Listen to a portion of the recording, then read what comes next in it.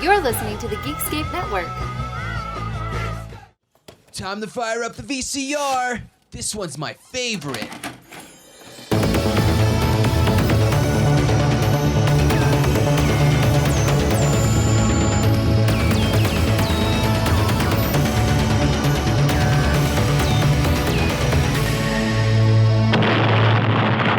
That was gold. Welcome to Analog Jones in the Temple of Film. I'm Steve. And I'm Matt. And we're a VHS podcast that looks at the box art trailer and behind the scenes. And we're returning to a VHS this week. What do we do, Matt? We are talking about the 1985 Michael J. Fox starring Teen Wolf. For Michael J. Fox, life hasn't been easy. Hello. Hi. I'm going through changes. His voice is changing. Give me a keg of beer. Is there anything wrong with me? He's got hair on his chest. He's stopped being a boy. What do you think about to get worked up? At last, he's become Scott? Scott Howard? This is your father speaking. Now open this door right this minute. a wolf. An explanation is probably long overdue. Dad, an explanation? Look at me. Look at you. He's always wanted to be something special, but he never expected this. Teen Wolf. He's got style. There's something different about you. Did you change your hair? He's got class. Wolf person. Wolf. He's got hair all over his body. Wolves aren't supposed to be shy. He's a wolf in teen's clothing. And tonight is his night to howl. Teen Wolf, a new comedy with Michael J. Fox, star of Back to the Future. Ow! Getting the fall started off That's right. with a little werewolf action. It's Halloween season, everybody. We're getting closer. I can see some of the leaves starting to fall. I mean, in Chicago, like, fall can't wait to come. Yeah. And also, too, coming off of, like 100-degree days. They weren't 100, but they were, like, super hot 90-degree days. I'm ready for fall. Let's bring it on. It's just so funny. It's like Chicago's built for fall. It's like we get through the rest of the shit. We barely have a spring. We have a little bit of a hot summer, and then we're just mostly fall. Can't wait. It's my favorite season. I can't wait, and I love fall in Chicago, so bring it on, I say. Yeah, and now you can walk around the streets with barely anyone there. We're just all wearing masks and staying away from each other, so you can see all the views you want. Yeah, it's great. I love staying away from other people. Occasionally I want to see them. Okay. Yeah, no. Same, but also stay away from me.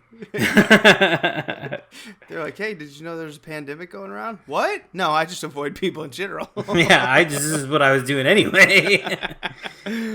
Oh, we get into this. This is such an interesting franchise that came and went kind of quick, kind of came back. So what's your history with the Teen Wolf 1985 film here? I've seen this a bunch of times. This was not a new one for me. I've seen this movie a ton of times growing up. I remember though, the first time I ever turned this movie on TV when I was channel surfing. I was probably like 8 or 9 years old, channel surfing, watching TV. And I switched it on during the part where the wolf is surfing on the van, doing the Surfing USA thing. So the second occurrence of the van surfing, but when it's the wolf doing it. So near the end of the movie, the last half hour of the movie, I remember turning it on and being like, what the fuck is this? There's a werewolf on top of a van. The Beach Boys are playing. I had no idea what this movie was.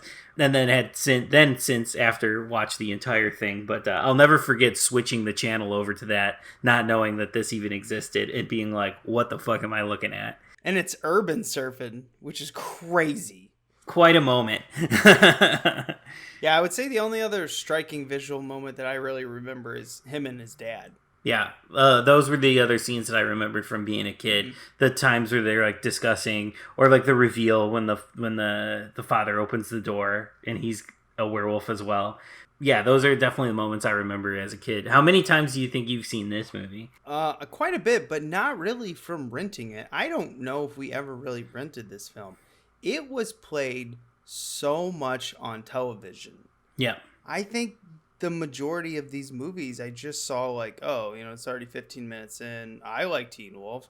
Oh, it's the very end of Teen Wolf and stuff like that. It's just, this was never a staple in the Bay family with all the kids. It was fun and we never turned it off, but we never went out of our way to watch it from minute 1 to the end.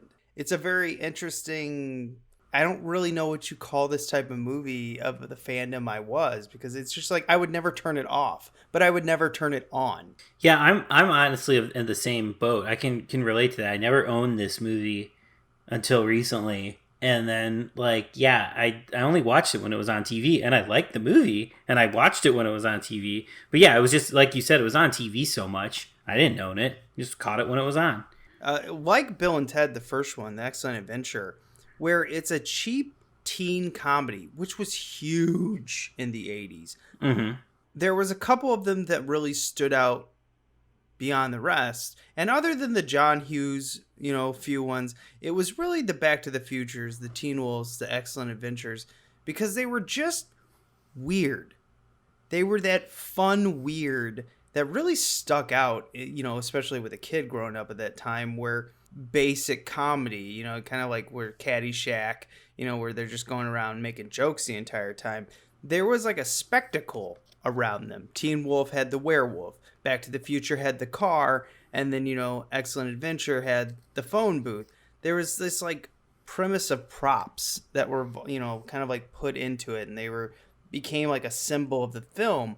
But also growing up, you realize like, well, what also made them actually stand out to you was not so much the props. A lot of movies have great props. It's the characters. The characters are just so likable. Yeah, how do you not like Michael J. Fox? It's like, yeah, it's cool he becomes a werewolf, but also it's Michael J. Fox. You love him. I don't know what it is about him. I don't know if he's really a down-to-earth star. At least he appears to be. Right, he's likable, he's relatable, but he's still good-looking movie star as well. He's got the it factor of all of it. He covers it all. It's also an odd director to take on this. Rod Daniel.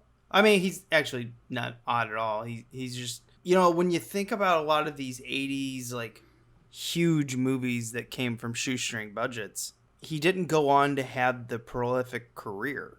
He did a few other things, which Beethoven's second, I know you're probably going to talk about that. I've only ever seen the first one. One of these days, I'm sure I will end up going through the entire series of that as well, because I hate myself, but I've only seen the first one.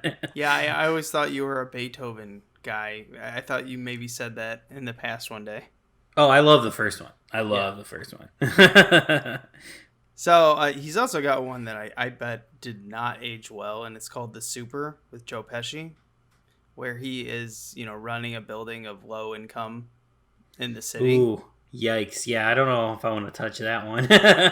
Oh, I do, because I imagine it's based off Trump. Oh, is it? I mean, I don't know, but it's 1991 in New York. Oh, okay. Yeah, then it probably is. Yeah, so that might be curious, and I guarantee you it's aged. There's a lot of eee, wow, this is what we were doing then? Yikes. It's kind of like one of those time capsules where you're like, we've really changed, and then you look back and you're like, yeah, maybe not. Maybe 1991 wasn't so, you're like, different time, but it wasn't so far away. Yep. That's kind of exactly what I was trying to say. We get into this, we pop this tape. No, what am I doing? We have to rent the tape, Steve. So we're walking down the aisle, Matt. If we're looking for a comedy, we're looking for something, that our parents are gonna definitely let us rent. What do we got on the cover here? So this cover, it says it's a black cover with like a gold trim around it, and like the title's in gold as well. It says Special Collector Series. It's from 1986, so a year after the movie came out theatrically, and it says Teen Wolf in gold. And our image is of Michael J. Fox framed right in the center here, painted with a full moon sky in the background, and it's him just looking like Michael J. Fox normal, opening up his shirt, but in his shirt he has a Teen Wolf shirt on. There's a bunch of hair sprouting out from the top of the shirt, and he's got like werewolf claws for hands as he's opening up the shirt. And he's in like a Letterman's jacket. He looks like an 80s sports kid. And then underneath the picture there, it's a Paramount 75th anniversary logo and Atlantic Releasing Corporation on there. Very early VHS, very mid 80s VHS cover here. I think seeing Michael J. Fox in the full moon with the werewolf hands is enough for me to pick this one up. Yeah, I'm sure it was, but it was so available on television that we never did. Like, yeah, but if this was never on TV ever, I think I would have picked this up. Yeah, I could easily see that.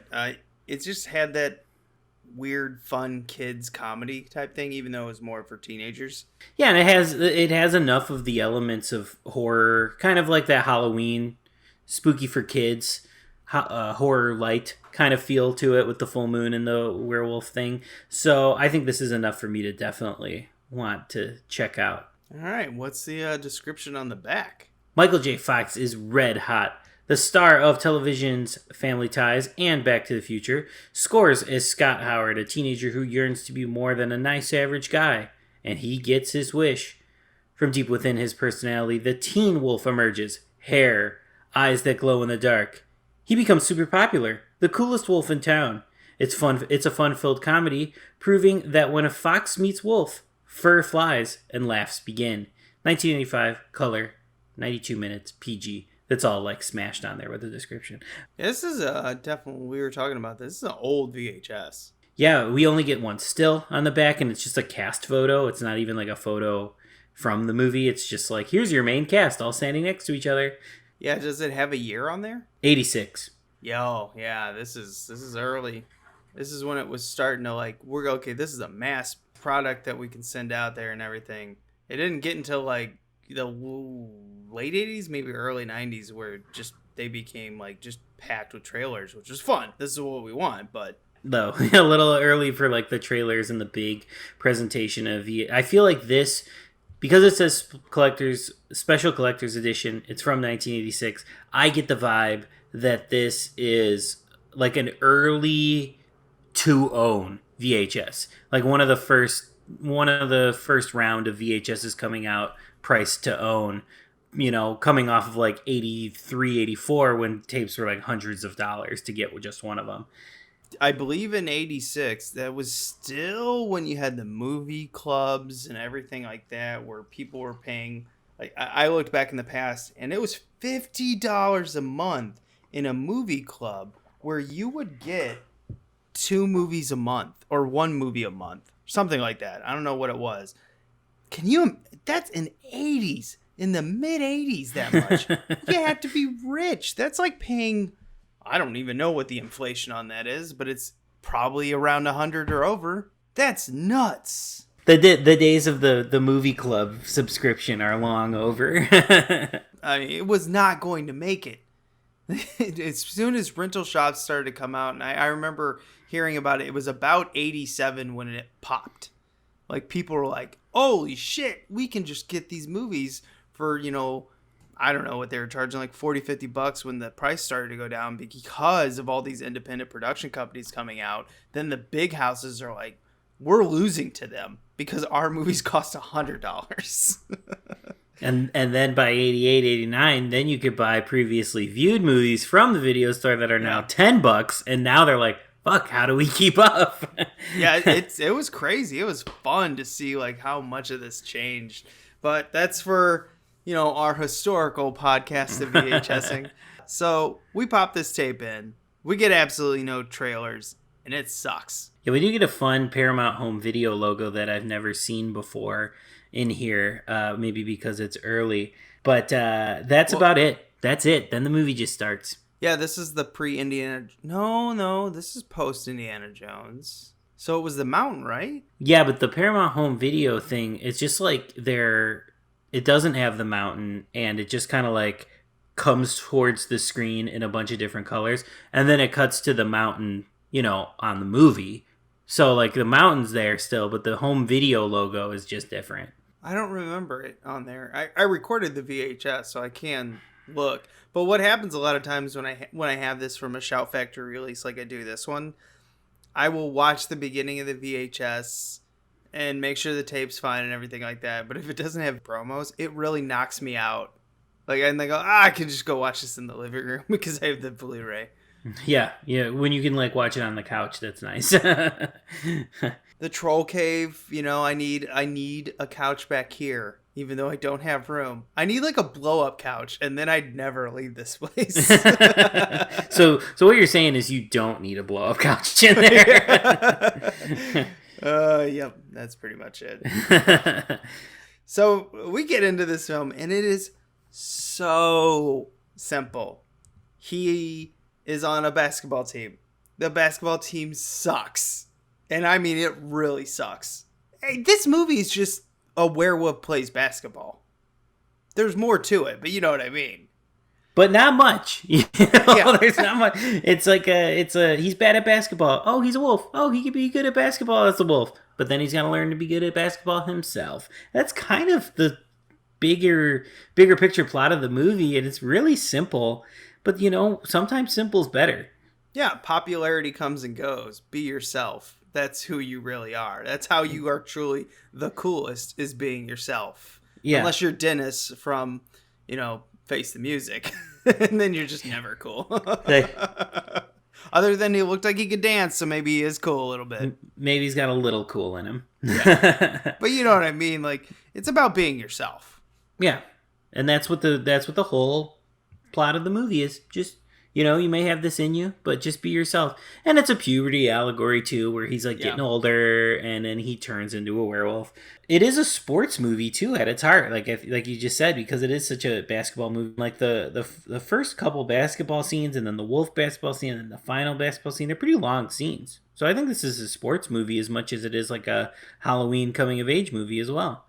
Well, yeah, and the behind the scenes on the documentary that they did, Shout Factory always does pretty good documentaries on most of these, and it's just like, when the two writers were putting together all these ideas to pitch to Atlantic releasing, like, they didn't think this would be picked up. When they got a call back, they're like, yeah, we want to buy that werewolf basketball movie. And they're like, what? So they went and started writing this. But I will give the creators of this a lot of credit, which is Matthew Wiseman, and I forget the other guy's name. Isn't it like Joseph Loeb the Third or something like that? Like he's got a I think it is Loeb, because I kept thinking earlobe. Yeah, I'm looking at the back. Yeah, Joseph Loeb the Third. Yeah, so he's actually really good at his job. Like, he has been part of a lot of super creative titles. He's the one that kind of is like, I'm not actually that good. I'm just really good at, looking over scripts and like taking out what's bad.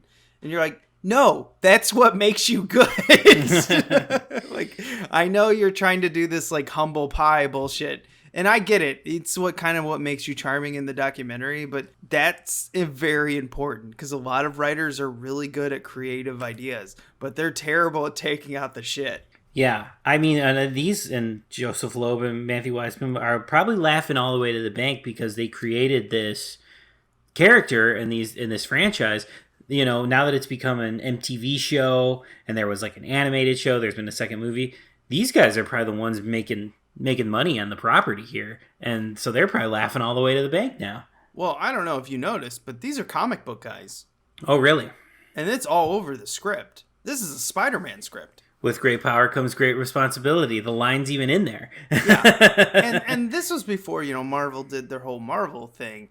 And they were just like, yeah, well, we looked at this and it was like, it's a father and son story. And that's actually how they picked the director, is he was the only one who got when they're just talking, like, what do you think this story's about? And one of the stories is definitely about a super visual director who thought it was, like a lot, about bullying and how all yada, yada, yada. It's clearly Tim Burton. Like, the way they were describing it, they can't say, they're like, we're not going to say the names. But Tim Burton didn't understand the story. That's what they were trying to say during the documentary. Is it Tim Burton? No facts on this, okay? This is me making up my own story. And I believe, speculating from what I have, creating a scientific theory here, it's Tim Burton. And you know what? I just said it. It's fact. Now it's fact, though. Now it's on the internet. Now it's fact. I hope it's Tim Burton. But with the whole bully kind of like preview of this, that sounds like Tim Burton. Yeah, that's right up his alley, right in his wheelhouse for sure. Bullying, fitting in, standing out when you're trying to fit in. Yeah, it's right in his. And this isn't. I'm not trying to insult that. Like, Tim Burton, man, early Tim Burton and mid Tim Burton has produced some of the greatest iconic movies of my lifetime. So he understood what he was trying to do. It just didn't match up with this film. Yeah, this needed to be less of like the Tim Burton aspects and more of the fun, poppy, teen kind of California vibe that this has. Even though what is it, Nebraska they shot in? It wasn't even California? I don't even know. I don't remember. Shot in 21 days, so. Oh, nice. Yeah, I think in the end credits it said the town in Nebraska they filmed in. But I don't know if that's exclusively where they filmed. But it does have like this California vibe to it. This 80s California fun teen vibe. Yeah, that's what they were going for. So I think one of the writers is from California, and they, of course, all the production houses are in California. So it's perfect. It's the same thing with Bill and Ted. The Southern California, like, yeah, man, just relax, have a good time. But also the neighborhoods didn't look California. Maybe some of the other neighborhood, like when they were going to the liquor store and stuff like that, that was probably California. Maybe? I don't know. They mentioned Nebraska in the credits, so I don't know if it's just the school or if part of the town is or whatever, but regardless, they get a vibe that feels, it almost feels like summer. It feels like, even though it's in school, it feels like summer. It feels like it's just carefree teen feel. That's funny. It feels like August right before fall. That's what I am really feeling from this film. It feels like we're about to get into fall. I see Boof is wearing some sweaters. And may I say, I have a super crush on Boof. Always have. I love that her name is Boof. I love that. I love that that's like her nickname or name or whatever. She's just the sweetest looking, like, just the girl where your parents would be like, that's who you should marry. Be like, thanks, Mom. Yeah. Maybe don't say that so fucking loud.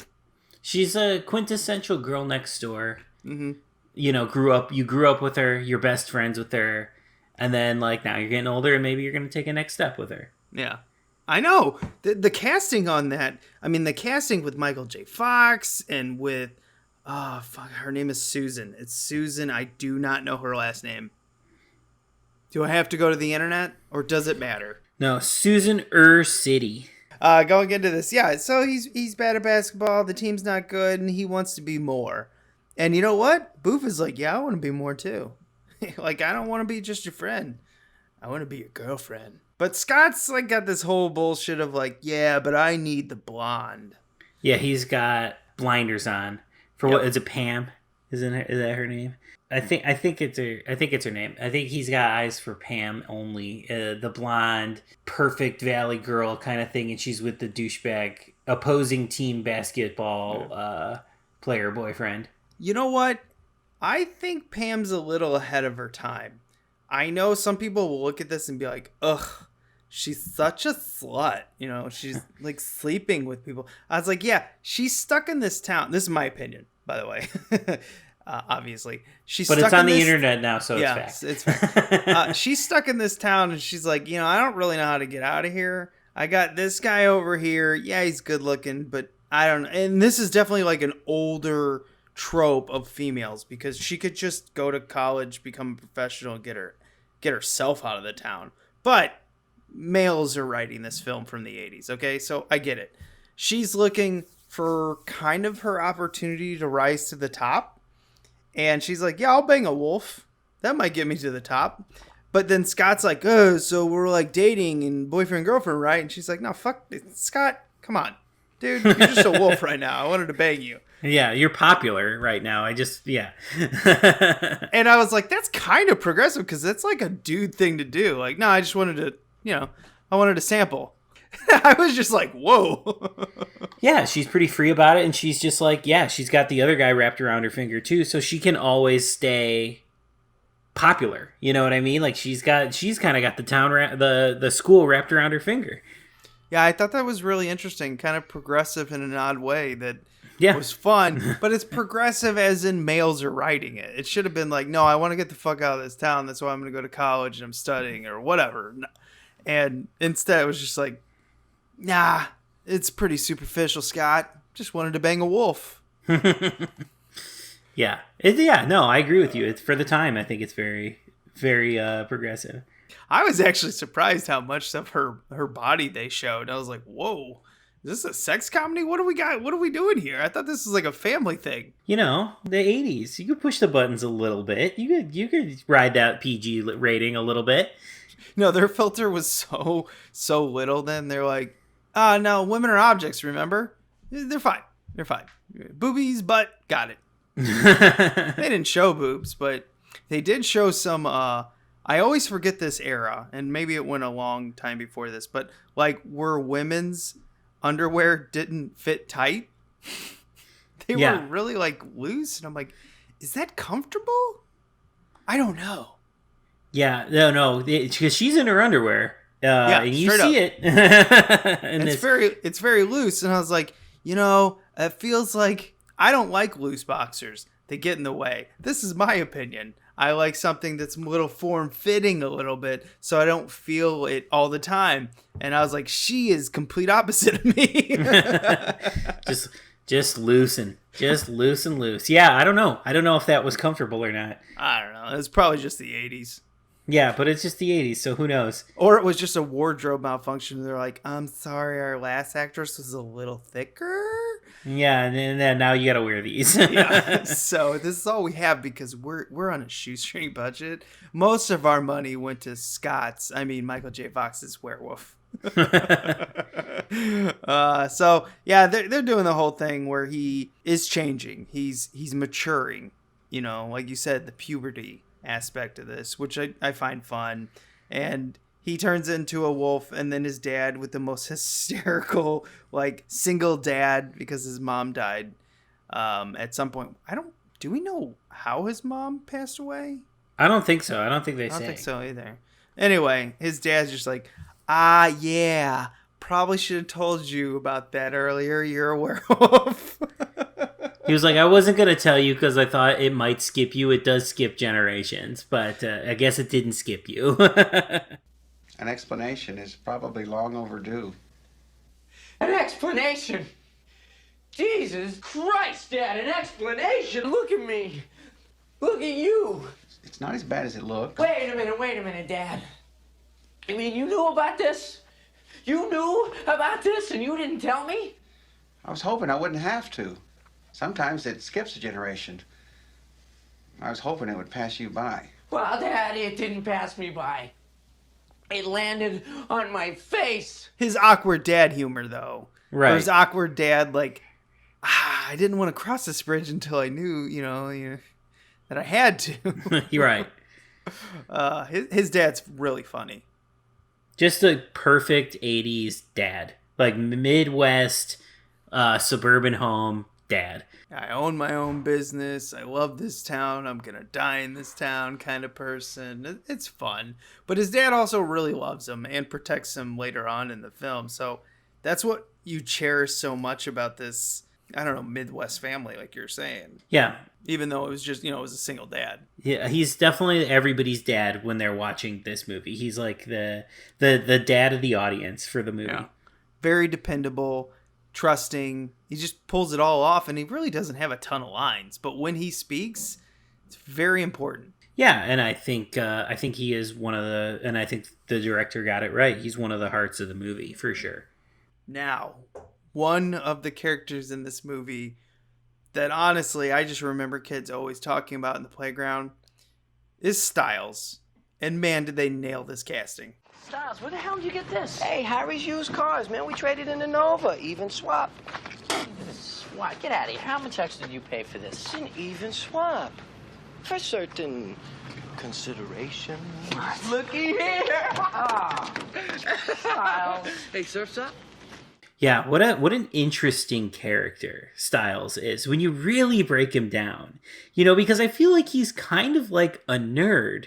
Yeah, he's like the ringleader at this party, and he's like this popular guy, but he's a weird dude. How did this happen? How did Stiles get so popular? Well, he's not popular, because even when they go through this entire, which, by the way, they spend a lot of time on getting this keg of beer, which it's just a setup that, you know, like Scott's learning to kind of abuse his powers. Yes. And they get this keg of beer, they show up at this party, and then they're like, yeah, just throw it in the other pile of kegs. And Stiles is like, damn it. But yeah, you know, Stiles is an entrepreneur. He's looking to start his own business. What that business is, he has no idea, but he's just going to take advantage of whatever he's got. But this party is not real, folks. I've been to some crazy parties. There's some aspects of this party that are kind of real, but I've never been to a party like this where like Stiles is doing this whole game where it's basically just like we're all about to fuck, but no one's fucking yet. And I'm like, this is nuts. They're like wrestling in. Was there mud wrestling in this? I think it was Ready Whip. Yeah, I think it was Ready Whip wrestling that they were doing. I don't know. Maybe it happened in the 80s in the craziest coked up parties of all time. But this shit was also on a weekday. What? What? Yeah, until we got to the Ready Whip, I actually did think, I was like, wow, this is like a lot of like house parties I went to in high school where it's like it's somebody's family's house. Yeah. It's way too crowded. You can't really move. And like, yeah, there's 57 kegs that they don't need and everybody's still bringing beer. And I was like, oh, wow, this is pretty accurate for like every house party I've ever been to until we get to like the Ready Whip wrestling. And I'm like, oh, okay, this is different. Yeah. I mean, I could obviously see the 2 minutes. By the way, they said, 2 minutes in the closet. I'm like, it's 7 minutes in heaven. What fucking town doesn't have 7 minutes? 2 minutes. 2 minutes. You're not getting that's the anything awkward done. part. That's the awkward, like, hey, I've kind of always liked you and kind of want to do this, but now we're in it. You know, like, no, you need 7 minutes because, like, 4 minutes of it is awkward. Then you start kissing, and then the door opens, and that's the embarrassment. This is like, wait, 2 minutes, what? But anyway, Boof lies and says she has Scott, and it's very cute. It's so cute. They end up hooking up in the closet, which surprised me watching it today, or not today, but this weekend or whatever. And it surprised me because I would have thought, you know, just out of movie language, that it would have been awkward and they would have like maybe fought a little bit in the closet or whatever. Nope, they hook up. It happens. And what is wrong with Scott? Like, Boof is cute, dipshit. Oh, yeah. I wonder, yeah, he must have blinders on because Yeah. they grew up together because she's adorable and she's perfect for him. So he's just missing out. I think maybe this is what I think they're trying to portray. Like, it makes so much sense that Scott doesn't want it. You know, it's kind of like kids are always trying to rebel, even if it's good for them. Right. And these two are perfect for each other. They're like the perfect little high school, college sweethearts. I'm not saying they're going to get married, but that is like your first relationship. And Scott's got like, he's got it made. And he's still like, meh, Boof, I don't want to date you because you're just, you know, you're Boof. Yeah, you're always going to be there. I think that's what it honestly is. He's like, I can still hook up with this Pam girl because I always know Boof is going to be around. I feel like Boof is his like fallback if shit doesn't work out. But that's where Boof has got to go out on her own and tell Scott to fuck off for a while. Yep. Make him realize that he needs it. Even better if Scott realizes that Scott is the safety net for Boof. Damn! Oh, burn! shit. Oh, shit. Oh, shit. That's like strong feminism right there, if that's how this film went. But 85, too early. Too early for that. Especially with white dudes writing it. They're like, what? That's possible? Girls can do their own things? Nah, that's bogus. But I do love her, and I've said it multiple times. She's such a great little cute actress. And you know what? You know who else is cute in this? Michael J. Fox. Adorable. Absolutely adorable. Whoever did the casting, I don't know, he, she, whoever that was. Good job. Yeah. Yeah, no, good casting. Yeah, like you said, Stiles is like the perfect guy cast in this. And then we get one of the other sidekicks is Chubbs, and it's the guy from Pee-wee's Big Adventure. That's fun. Yeah, good cast all around. And one of the greatest little man horror movies of all time, Leprechaun. That's right. Don't you forget Mark Holton's starring performance in the 90s. Yes, I was aiming more for the time period, 80s, I guess. Yeah. He was such a 80s, early 90s character, and then I don't know if he couldn't get any more roles and he decided not to act, even though he's still kind of acting because he did the new Leprechaun, but that's, we know why. Yeah. It's like a retrofit. You needed the chubby guy for the 80s, and then that trope kind of died, and then it became more of the crazy big guy, like Chris Farley from Tommy Boy and stuff. Yeah, and then like the Varsity Blues guy, that's where it kind of turned that character. Yeah, the big guys always had to be loud and obnoxious. I was looking at Chubbs at the party scene, and I was like, I knew that guy in high school, and at every party, he always did hook up with somebody. You know what I mean? Like the way they portrayed Chubbs at the party and everything. I was like, he always hooked up with somebody. I don't really know how to describe him because he's semi-popular, but at the same time, he also seems like the guy who's made fun of. That's interesting dynamic. Right. He's popular. He's on the team. He's on the basketball team. Yeah, he's on the shitty basketball team. But and he's at the party. But he's kind of the brunt of some jokes. But I think, like I said, I think it works. I still think he's popular and liked and stuff like that. No, I had an interesting dynamic growing up because I was definitely the big guy. I mean, there's no doubt about it. But it taught me to have a very quick tongue. I could respond back to any criticism. And there were some people I don't like to pick on this guy because he's weirdly quick with comebacks. And I'm like, that was my defense. You learned how to be an athlete and all this stuff. I learned how to immediately strike back because I practice on my brothers who made fun of me all the time. So it became practice for the jungle of high school and middle school. And then I lost a little bit of weight in college. And then I was, college Steve, which is probably the worst part of my life, but not actually that bad because clearly, I'm not in jail.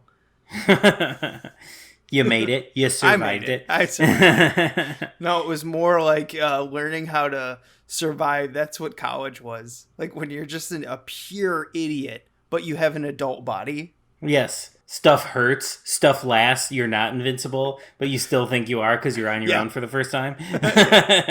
Parents, I didn't even need you. You were just my nest. Now I'm out of it. And then 24, 25, when I hit real life, I was like, oh my God, I appreciate you guys so much. You guys are the best. Can I come over and eat food? Because I don't have any. I have one slice of bologna that I think's been in there for 2 months. 20s. Oh Christ, I don't miss him at all. I never want to go back ever. I want to be invincible, sort of like my 20s, where I could just literally get 3 hours of sleep and then still function as a normal human. But I never want to go back to how stupid I was. I would go back, maybe briefly, not fully, but I would go back to my teens in a heartbeat. Again, briefly maybe, but I wouldn't touch my 20s. Wouldn't even touch them. Leave them to die. And I'm so glad there were no phones. I mean, there were, but it wasn't the same. Yeah, I'm in the in between of that. Yeah. I caught some of it.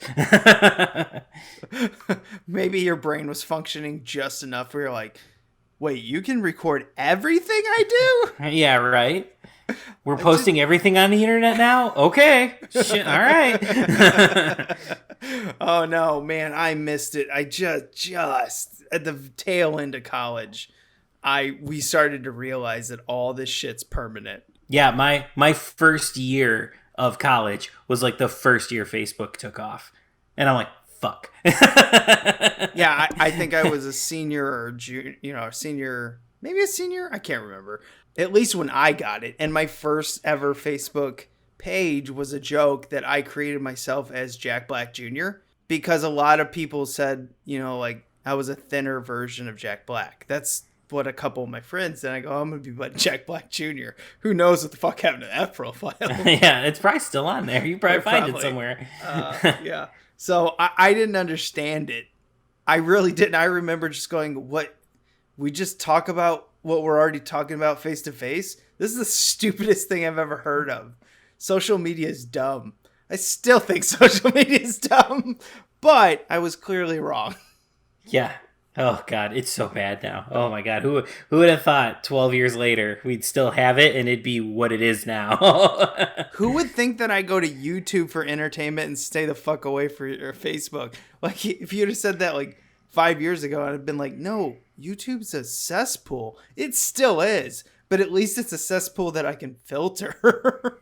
Yeah, at least you can watch parts of the like Teen Wolf cartoon on there or something like that. Something retro at least on there. But back into Teen Wolf, it's kind of an interesting flow that they go through. We've seen it, a lot, where he realizes his popularity is a problem. Yeah, he's becoming a dick. He's not the person that people originally, like people like Stiles and Boof really liked in the first place. He's becoming something else entirely. He's not himself, and all of it's fake. Everybody just likes the wolf. They don't like him. Yeah, and then it goes into like, okay, I want to be in the play as myself, and the play teacher, I don't even know who this is. Yeah, I would assume like the director of the play who's also faculty. Yeah, it's weird. They never really say what he does other than the play. And by the way, the play rehearsal is always just her and him. It's just one scene they keep doing over and over again. So he's like, yeah, this is how I'm going to do it. And he's like, how do I say this to you? No wolf, no part. And Scott's like, peace. And he's like, well, I'm going to go play the basketball game as myself. And guess what? Spoiler alert, everybody. They win the championship anyway. They don't need the wolf after all. I don't know that song that they play, but I've heard that a number of times where people have said, like, it's top 50 best original songs from movies. And when I watched it this time, there was a part of me where, looking at what we're going through in 2020, where you watch hundreds of awful things a week. Well, not you. Well, maybe, I don't know. Maybe you're not, but I am, because I'm just absorbing, like, this is what our world's like, huh? I know the world's always been violent and shitty, but now we can see it all.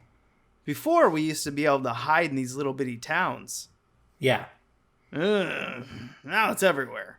Yeah, like, you think about, like, a town like this one, whatever imaginary town or whatever town that Teen Wolf takes place in, like, it's such a small world, I feel like, to them. Mm-hmm. You know what I mean? Like, the basketball game is, like, the biggest thing to happen to this town. Well, no, that's kind of like the beauty of the 80s comedy and 80s horror movies and everything like that, is they captured this 50s small world so well in a lot of 80s films, where people, have the nostalgia look back of like, the world used to be a lot simpler. That's because you didn't know enough about the world. You didn't have to. You lived in a small world that was bubbled away from everything else. That's what our nostalgia of like everything was better back then is about. We don't have that small world anymore unless you kill everything on your phone. Well, yeah, anything like social media, news, any contact with the outside world. Like if you just stayed in contact with the people in your town, maybe you could kind of recreate it. But yeah, there's no way. I agree. If I stopped watching news and I was completely off Facebook and anything like that, if I just threw my computer out the window, I was like, my life is great. I just sit in my room and watch sweet movies. Right. No one ever hurts me. And hey, maybe that's where we're headed. Maybe we're all just going to be like, you know what? Fuck it. Like, I don't want to know all the evil. I know it's out there. I don't want to know it. For peace of mind, I just need to throw everything away. Yeah. There are times where I'm like, I think that's the better life. And then there's other times where I'm like, yeah, but there's a lot of people who need help. And then I realize, yeah, but what am I doing other than occasionally donating? There's a big... That's the battle. Dynamic. That's the battle. A dynamic battle going on in my head. Yeah, going into this, he wins the basketball game, and then we get a shot of a girl's crotch that everyone thought was a penis. Do you know what I'm talking about? Girl's crotch in the end? It's so at the the end? very No, I end, missed this. I missed this Yeah, shot. the very end, they recreate Scott missing the free throw. And then Scott makes the free throw. And then he goes to his dad, and him and Boof kiss. Oh, by the way, one of the best shade I've ever seen applied to someone is when he walks right past the blonde. He doesn't even look at her. He's just got eye contact with Boof, and he just walks right past her. Woo! And then Cold shoulder. Boof and him interlock, and I was like right in front of Dad. And I'm like, damn. That's a lot of public affection. Yep. High school. Hormones, baby. Yeah. And then, oh man, the shade thrown at her is incredible. I love it. But what's the shot of the crotch that I missed? So I don't know how this happened, but the original, in the Shout Factory documentary, the original editor talks about it. She goes, I didn't know it was there. It was just a really good shot of Scott, Boof, and his dad. So that's the shot I went with, and apparently a lot of people were mad. For a long time, it was a conspiracy theory that was a dude with his dick out. But it's not. Actually, when Shout Factory did it and they got rid of the widescreen bars, they're like, it's actually a woman that had her fly on. Actually, I don't know if her pants were too tight and she undid her button, but why would you do that in public? But yeah, she's buttoning up her pants and then zipping up her fly. Huh. Interesting. Yeah. Yeah, no, I missed it. I didn't even see it. I wonder... Look it up on YouTube. Yeah, I wonder if the VHS doesn't even have it because it's full screen. I wonder if I need to see it. No, you can see it. You only see the zip up. Oh, okay. So I'll look it up. Yeah. I looked at it on the original one because the recording, that's kind of why I recorded the movie, honestly, for the trailers and the possible Wang Dang. Mm-hmm. But it's not. So it's really funny how that's controversy. And I guess it became super popular after... Do you remember when, not MTV, but VH1, I guess, did controversies in films? They did a top 10, and that was in there.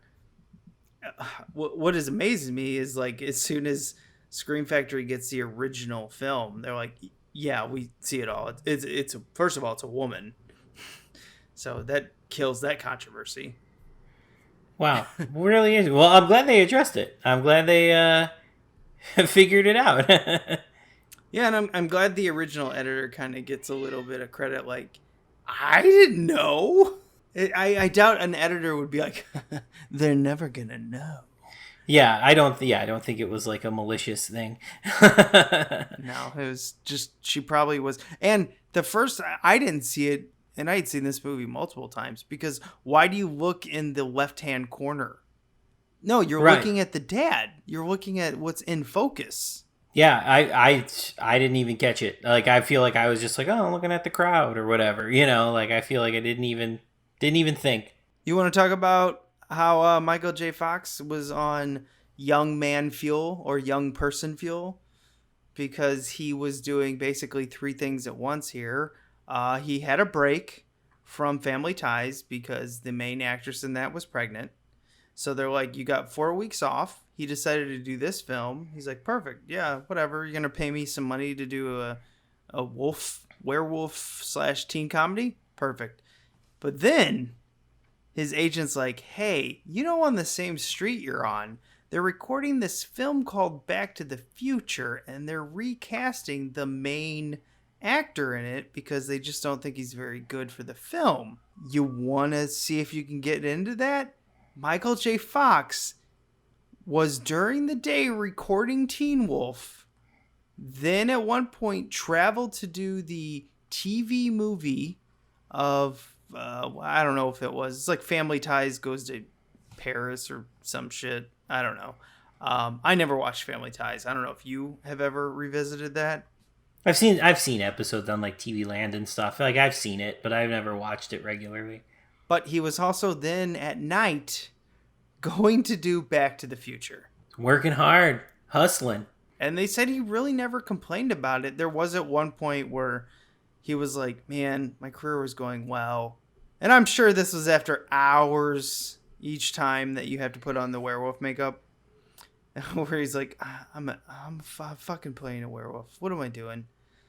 I could be the kid in Back to the Future and just concentrate on that. But they said he never complained. He was a team player, and he was kind of a perfectionist. Where he wanted more shots each time. He's like, I think I can do that better. And they were probably like, yeah, Michael, we got it. You did a good job. Let's move on. That's funny. Yeah, I mean, the werewolf, his werewolf garb looks good, though. But I could imagine it probably took hours to do and was miserable. Well, yeah, he was getting, like 4 or 5 hours of sleep some nights because of all the night shooting on Back to the Future. And Back to the Future had already wasted like 3 weeks of shooting with, who am I thinking of? The Eric actor? Stoltz. Eric Stoltz, where they were also trying to catch up. What he was doing was pretty incredible.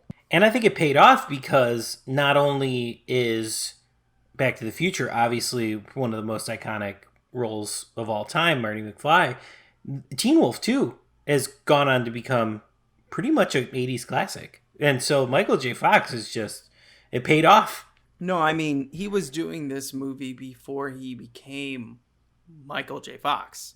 And then it led to it. Then it led to him becoming the Fox. So in 1985, Teen Wolf was recorded and completely edited before Back to the Future.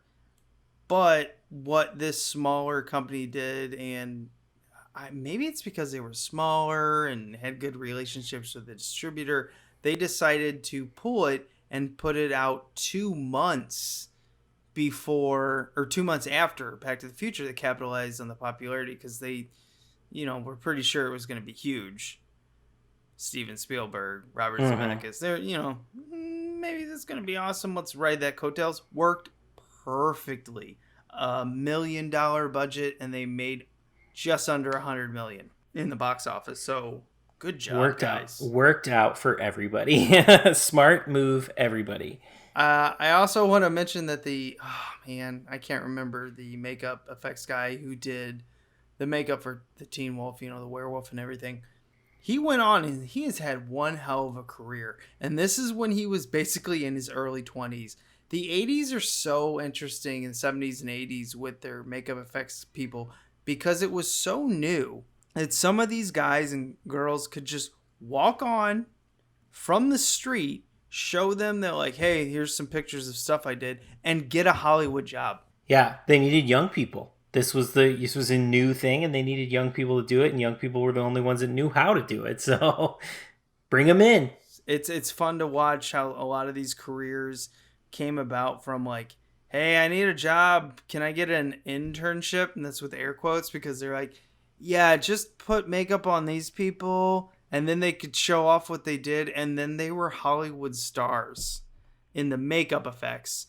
And that's how most of them came upon this. They had Polaroids of shit they did at home. They moved to California and got a job. Yeah, it's kind of amazing. Yeah, it's a totally different way of doing things now. But yeah, I mean, it's quite amazing. Well, it reminds me of the Silicon Valley in the 90s where they're like, hey, I designed this software. And then before you know it, they're millionaires. Right. Because no one knew the power of what they were doing. It's nuts. It's fun. It's really fun. They were taking advantage of the situation and they were knowledgeable in the craft. And he did a good job on these wolf effects in this movie, this guy in particular, because it looks so good. It looks great. I really wish I could remember his name. Yeah, it's not on the back of the box, so... Oh, wait, yeah, it is. Well, not the guy's name, but it's the Berman Studios. But Mark Berman or Mike Berman or John Berman or something? I don't know. That will kind of come to the end of all the stuff I got on Teen Wolf. You got any more before we go in the museum? Let's go to the museum.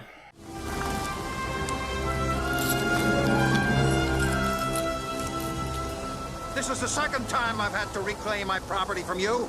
That belongs in a museum. So do you.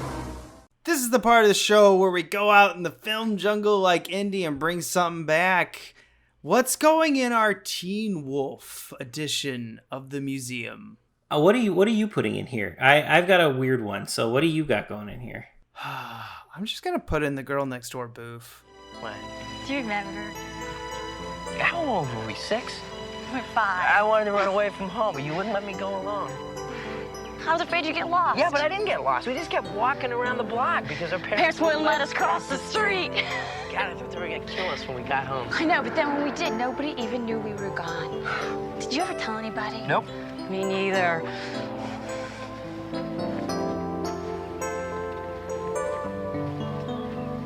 Scott, if you ever need someone to talk to, if something's bothering you, I'll understand. Not this time, Boof. You won't understand. She's great. The actress is great in it. She's adorable.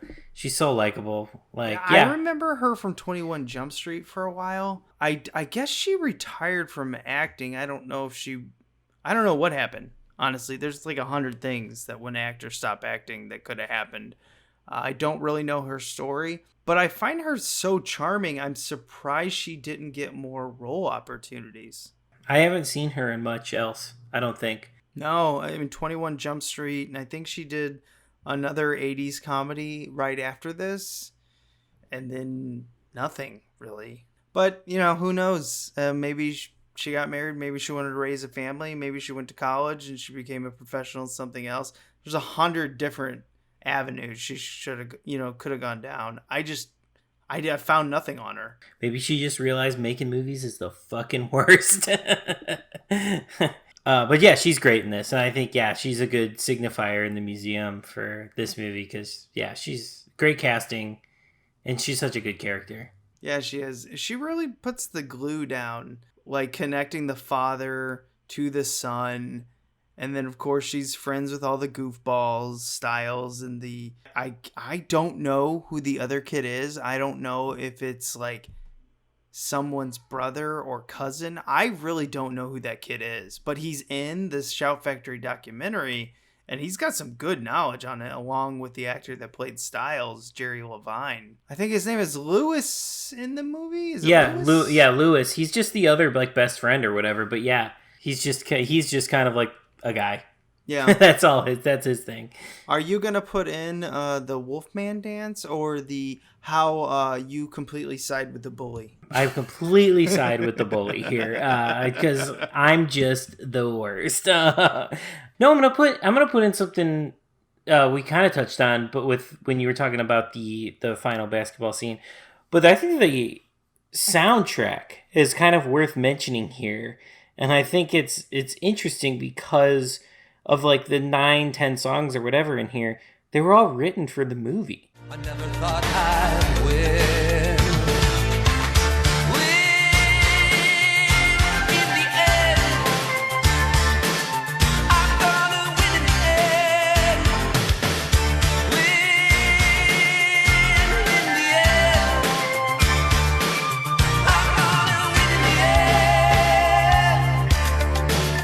And that's kind of amazing. And there's a bunch of different performers that all worked on these songs. Like, it's not just like one, it's not like Prince doing the Batman soundtrack. It's like 9 or 10 songs written for the movie for different artists to do. And the songs are good, too. So I got to put this movie soundtrack in here as something like, and I even like the score, too, because the score smartly is like a horror score. So, like, it feels like a horror movie when the wolf parts, but then it's fun with all these, like, songs, that these super 80s songs they have in here. Soundtrack is it for me. It kind of really just fits this, and I agree with you. I don't know, did they find all these musicians and then put them in to write. How do you do this? Exactly. Ooh, I coughed. I got the COVID. Oh, get out of here. I got it over the microphone now. Oh, no, that's a thing? Yeah, that's how I heard that's how it goes. We be fucked. Very rare. I mean, I remember Maximum Overdrive did that, but that was with AC/DC, so that's a huge band. Right, these aren't like super popular bands, and like, yeah, the amount of work that probably went into writing all these different songs and stuff like that, it's just it's unheard of. You know how easy it would be to be like 1 month of ridiculous 80s werewolf movies? Where this movie is going to be brought back up in a future Analog Jones podcast. Absolutely. I think no matter, there's so many routes we could go down. We could do like 80s sex comedies, 80s coming of age movies, teen comedies, werewolf movies, Halloween light movies. Like, yeah, this one's going to come up a bunch. Yeah. And I do imagine if this is going to like one day, I mean, I don't know if anyone will ever do this, but have the reverse of Karate Kid where they like spin it, where the bully is actually the victim. Because he played the game, the first game, he won. Okay? He didn't do anything wrong. Then his girlfriend sleeps with another guy, and he's like, dude, what is your problem? And then he becomes a wolf and attacks him. Now, clearly, you know, he attacked him at the dance, but I kind of could see that kind of spinoff going, like as a fun YouTube funny video, because they did that with Karate Kid, and it's brilliant. Yeah, I think that'd be a really fun way to look at Teen Wolf here. I think it'd be a really fun way to inverse it and keep it going. I don't know. Maybe. That's just what I thought of. But that'll end it for the Teen Wolf first movie overview. I'm sure in Teen Wolf 2, TOO, we're going to have more to talk about in the franchise because that film is freaking weird and maybe we won't have as much behind the scenes on it. Yeah, we'll talk about the franchise as a whole with that one because there's a lot to talk about with Teen Wolf 2, but then also, like, not a lot either. It's like, we're going to cover probably all the stuff we need to cover pretty quick in that one. I think Teen Wolf 2 has a lot to do with when your mom and dad have a lot of power in Hollywood, sometimes you get a sequel that really shouldn't be made. Yes. Because his mama is the #1 executive producer, and who I'm talking about, you'll find out next week. So come back for more. We'll talk about a little more Teen Wolf. We'll talk about Teen Wolf 2 and the future of the franchise next week. All right, remember to be kind. And rewind.